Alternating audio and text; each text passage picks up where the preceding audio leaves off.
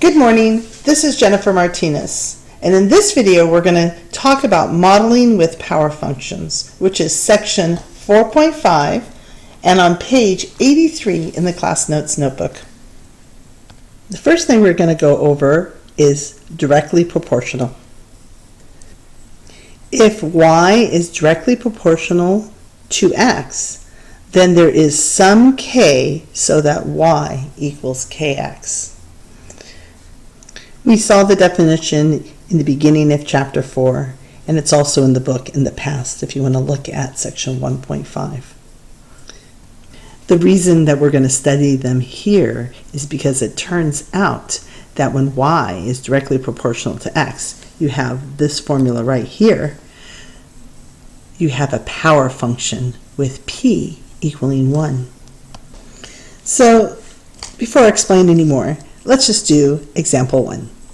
If y is proportional to x and y equals k and x equals 9, find y when x equals 15. So the formula is y is proportional to x. So that means y is equal to kx. You can actually find the k first because right here they're telling me that when x equals 9, y equals 15. So my first step is going to be to find k by plugging in y equals 15 and x equals 9. So let's do that here. 15 equals, we're looking for the k times 9. So that just means that 15 equals 9k. We can divide both sides by 9, which can be reduced, by the way, to, because 3 is common in both, 5/3. So that means that y equals 5/3 x is the power function that we're going to be dealing with. And you can see that y is proportional to x because if you take 5/3 is the k times x, you get y. They're directly proportional, which we'll talk about more in a minute. What I want to do is actually answer the question first, which says y equals 5/3. So this is the formula. Let's write that down, formula. Sometimes they ask, what is the formula? So you would stop there. But they actually ask you to find y when x equals 15. So I'm just going to take 15, and now you can do this. You can graph it. You can do it for many values. You can see it would be 5/3 times 15 over 1. The 5's cancel, or you could just multiply 75 over 3, but the answer is 25. So we see here that y and x are the same. That's why they call it directly, except for if you multiply by a 5/3. For an easier example, y equals 2x.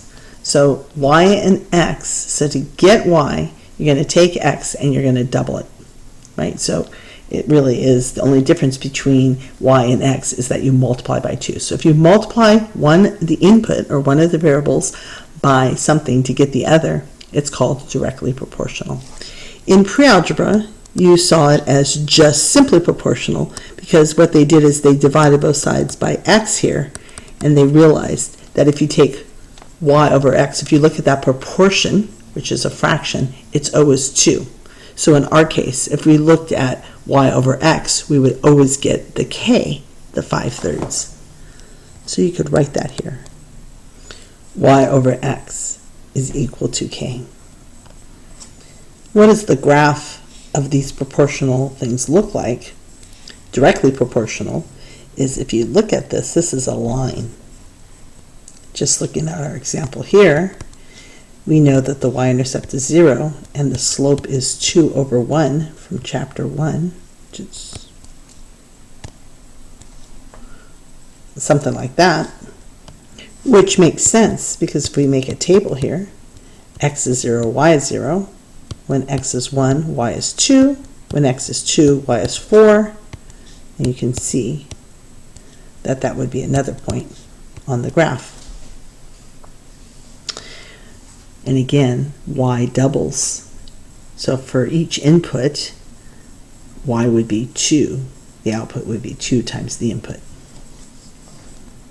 So go ahead and try exercise 1. Exercise 1 says, suppose y is directly proportional to x, and y equals 12 and x equals 10. And they want you to part A, find y when x equals 1. And then you can answer part B. So go ahead and try to pause it, see if you can do this, and come back to see the solution. Okay, here's the solution.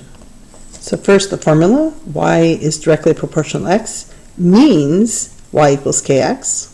So now I'm going to plug in my values to find k, which leads me to step 2. So plugging in the 12 and the 10 and leaving the k alone, I can see that if I rewrite this, 10k equals 12, if I divide both sides by 10, I would get, well, I'll just do it down here, 1.2 is k. This time I'll do a decimal since it goes in evenly. I didn't do that up here because 0.1/3 makes it a decimal that never ends. So now I have the formula. Step 3, the k is the slope. It never changes. So y equals 1.2x is our formula. We're going to use that to answer the question. And the answer to the question here is find y when x is 1.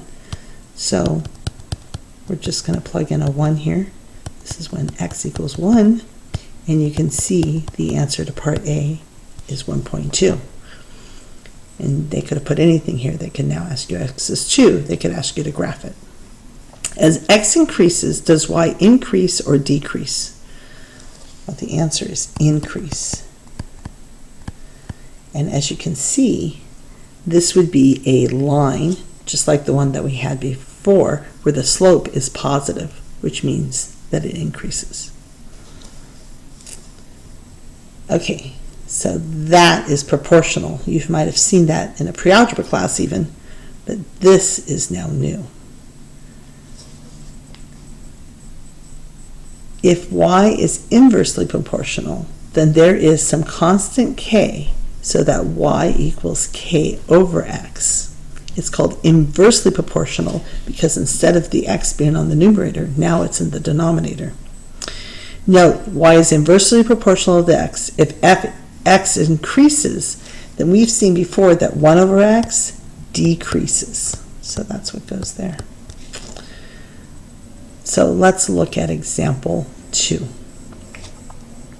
If y is inversely proportional to x and y equals 3, when x equals 2, fill in the table. So first I'm going to start with my definition. I'm going to start with step 1. Y is inversely, so the key word here is inversely proportional to x if y equals k over x instead of k times x. Step 2, find k. So now finding k is going to be a little different. We know we have this. When y equals 3, you can just even write it here, when y equals 3, when x equals 2, and y equals 3. Either way. Okay, so I'm going to plug in a 3 here for the y. We're trying to find the k, and x equals 2. So this means if I multiply both sides by 2, I would get, let's just rewrite it so we have that there. 3 equals k over 2. Multiply both sides by 2, and we would have 6 equals k, or k equals 6. Great. Which leads us to step 3. Remember, what was step 3? Oh, use it to answer the question. So that is our formula now. So we now know we can plug in a 6 for k. That's going to never change no matter what our formula is or what our numbers are. So use this now to answer the question. And this one they want us to fill in the table. So we're going to plug in a 1 here. So when x equals 1, I'll just do it right here since I don't have any room over there, we get y equals 6 over 1, which is 6. And when x equals 4. We get y equals 6 over 4. That reduces to 3/2, or if you want to use a decimal, you're more than welcome to, 1.5. And when x equals 8, what do we have? Y equals 6 over 8, which is, if you reduce that to, that's 3/4, or 0.75 if you would rather, either way. There it is. So what does this mean? Let's go back over here and do an example, or let's look at the graph of this. It means that when you multiply them together, you're going to always get 6. It doesn't, these two are a little bit harder, but if you take 1 times 6, it's 6, 2 times 3 is 6. But if you take 4 times 1.5, or maybe right here, 4 times 3/2, you will see on your calculator that they're always multiplied to 6. So this means, this is just extra, x times y is always 6. So instead of the past, when we had proportional, it means when you divide them, you would get a constant, y over, or y equals 6 over x, means if you multiply both sides by 6, let's write that, you're going to multiply them and get a constant. So if you wanted to, you could have added that to our formula. X times y equals k. When you multiply them, you always get a constant. When y is inversely proportional to x. When y is directly proportional to x, you divide them and get a constant. When y is inversely proportional, you multiply them and get a constant. What does the graph look like? Well, let's go ahead and plot this. So if I plot these points 1, here in my grid, and I decided to actually put a grid here to make this one a little bit more accurate. 1 is 6, since we don't know what it looks like. 2 is 3, just these points right here. When x is 1, it's 6. When x is 2, it's 3. When x is 4, it's about 1.5. When x is 8, oh, I didn't go to 8.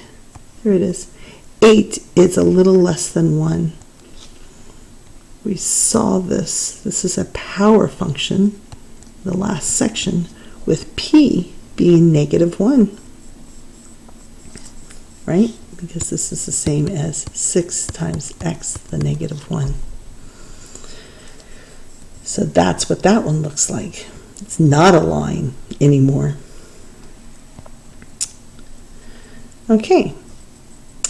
You can also do other formulas. You can do any power function, any power of n, by looking at example 3. It says find a formula. This one just asks for a formula this time.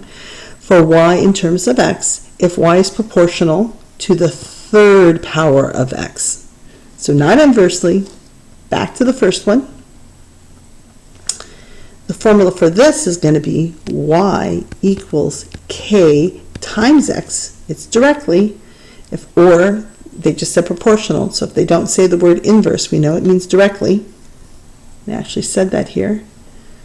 Y is directly proportional to x, or just AKK, simply proportional. They don't write the word, we know it's directly, but now it's the third power of x. Or you could say y over x cubed, if you divide both sides by x cubed, is k, instead of just y over x. So that's step 1. Step 2 is to find k. And I'm going to use the fact when y is 160, so I plug 160 here. We don't know what k is. X is 2, but now we're going to have 2 cubed.